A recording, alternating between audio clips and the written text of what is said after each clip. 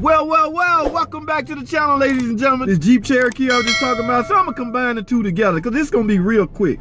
Now, this is turned out to be, according to my test drive, according to the way I test drive thing and analyze and try to isolate different things.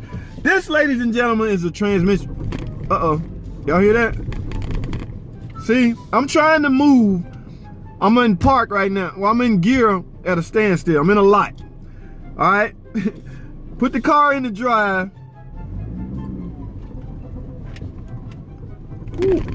Yeah, even the phone's shaking. So in gear, this thing is vibrating real bad. Okay, ladies and gentlemen, moral of the story, or the bottom line, this is a transmission problem. All right.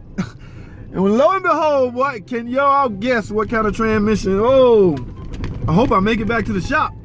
Oh, they're just doing all that. So that's what the customer was talking about when she was doing that. All right, let me come to the stop and finish this video. This, ladies and gentlemen, transmission equipped in this car happens to be a CVT. All right, I'm sure y'all done heard the history on the CVT. Sure, they got some problems. I mean, also, I don't know if you know this or not, but there's nothing we can do as far as repair. There's no repair.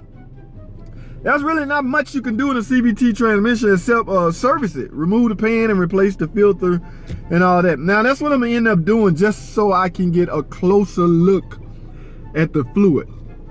Okay, once I get this closer look at the fluid, I can proceed with what I'm looking for is chunks or, you know, excessive debris, things like that. If any of that is inside this pan, it's time for a unit because there's no repair we can make. And what's weird is I went to school on this transmission about 5 years ago.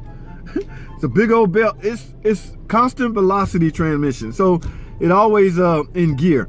So listen, we threw the transmission apart and put it back together. Once we got out of the class, the memo came out. This was a long time ago. I think it was longer than 5 years. That there's no repair is going to be done on the transmission. If it has any problem, replace it. So what's the point of sending me to school for 3 to 5 days to learn the transmission? Okay, I'm making this too long. This car gonna need a transmission. I'm about to go back into the shop and drop the pan and analyze the fluid and take a closer look at the fluid. And I can almost assume, because there's nothing we can do. Now, what's another weird thing is, like I say, it didn't set a check engine light, so there's no fault codes. That's when you got to do some diagnosing yourself. I was able to isolate. If you could be in gear and you're doing all this, of course you're under a load because the transmission is supplying the load. Throw the car into neutral. If everything go away, you're not gonna have any pull because you're not in gear.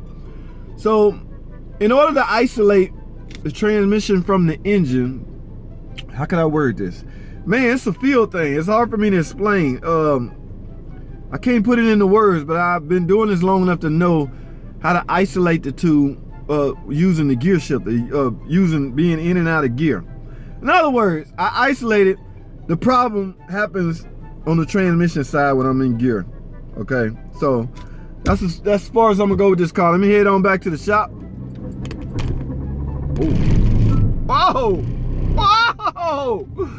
Y'all wish your boy luck. Hopefully I make it, y'all. I'm like a mile, 2 miles from the shop. Whoa!